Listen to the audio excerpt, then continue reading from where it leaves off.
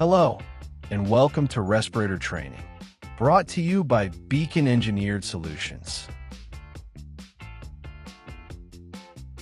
In today's training, we will cover program details, OSHA standards, hazards, health effects, putting on a respirator, limitations, and emergency use. It may seem like a lot of information, but you can rewatch the video as needed to retain the information, or you can review it later to refresh your memory. This OSHA-compliant program protects employees from airborne hazards through proper respirator selection, use, and maintenance. Administrator Jeff Becker oversees hazard evaluation, respirator selection, training, medical reviews, and record keeping. Employees may wear, maintain, and report issues with respirators. Only NIOSH-certified respirators are used. Medical evaluations via Alamere Health are required before use, and training covers hazard awareness, fit checks, and maintenance. Respirators are regularly cleaned, inspected, and replaced as needed. The program is reviewed periodically, with all training and medical records maintained securely. Overall, it ensures employees are medically cleared, trained, and properly equipped for safe respiratory protection at work. The complete program overview can be found on online documentation.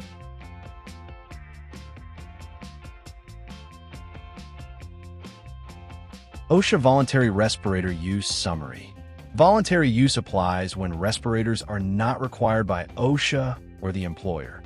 Employers must ensure that using a respirator will not create a hazard, for example, breathing difficulty or impaired vision. Employees must receive Appendix D, which explains proper use, limitations, and care of voluntary respirators.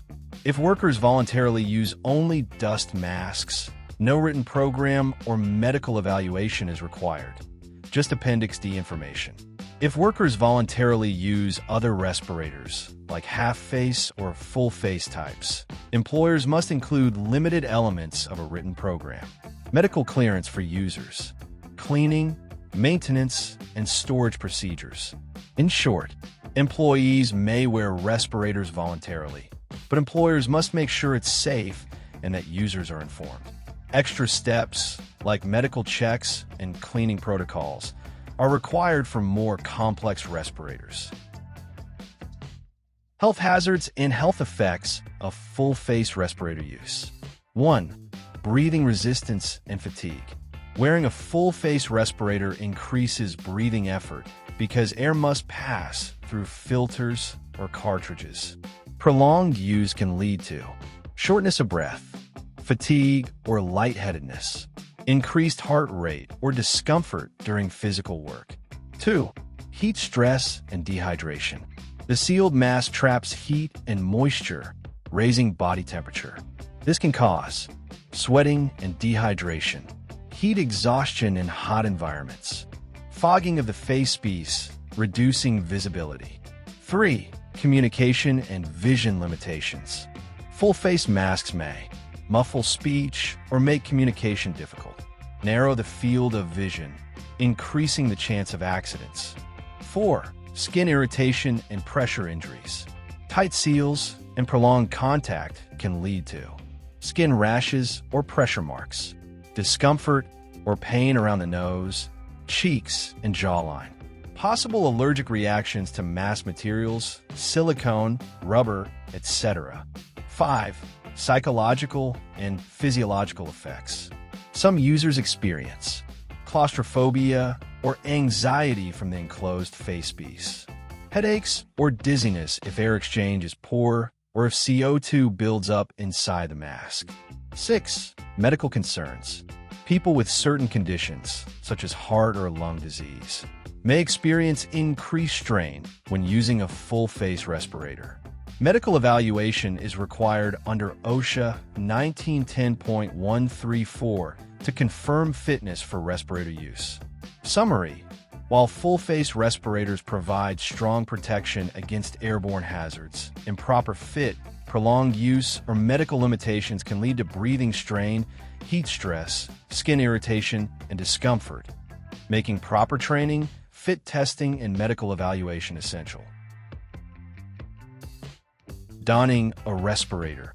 Before you begin, make sure the respirator is the correct size and type for your face.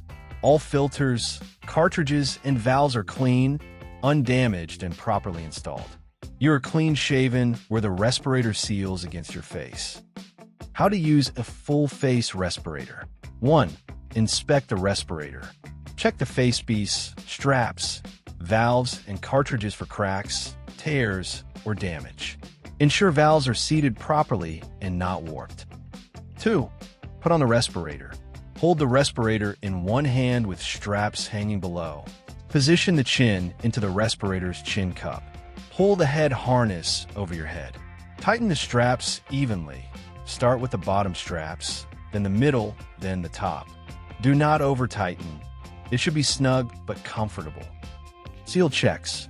You must perform these each time you put on a respirator. Negative pressure check. This checks if air leaks in when you inhale.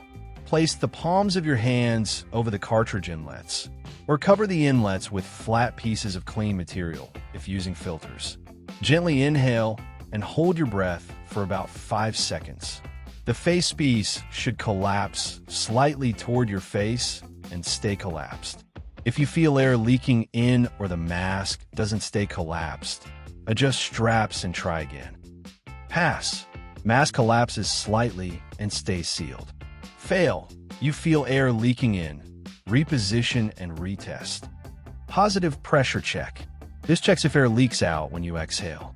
Cover the exhalation valve area gently with your hand, usually located on the front or bottom. Gently exhale. The facepiece should slightly bulge away from your face without air leaking out. If you feel air escaping, readjust straps and repeat.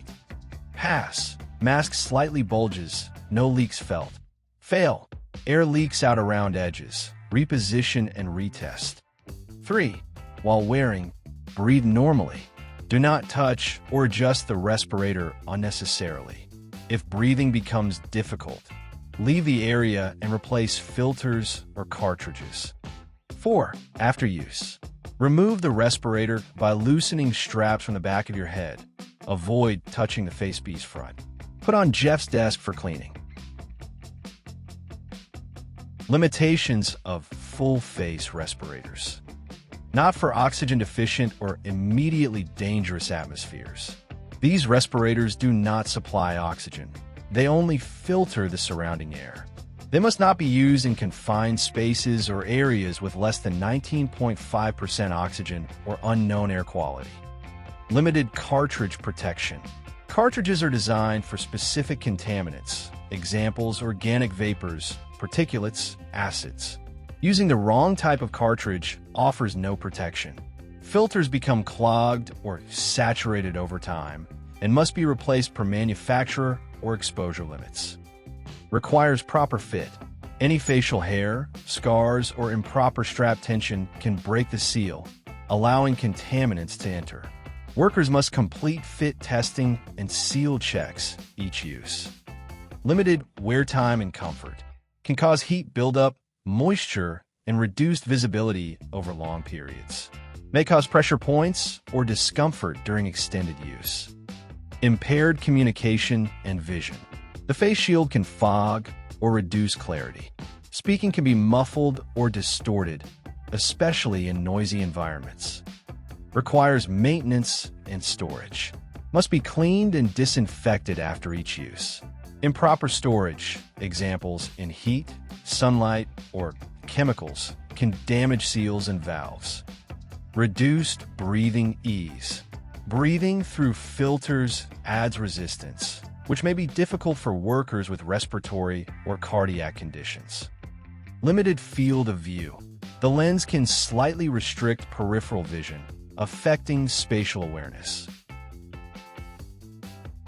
Please follow all policies and procedures when using all personal protective equipment, including full-face respirators.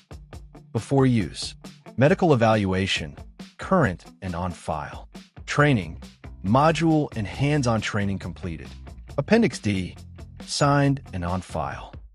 In case of emergency, locate respirator stored in the yellow box. Remove respirator from the storage bag. Inspect for cleanliness and damage. Place on head and tighten straps securely. Perform seal checks. Negative pressure test. Inhale gently.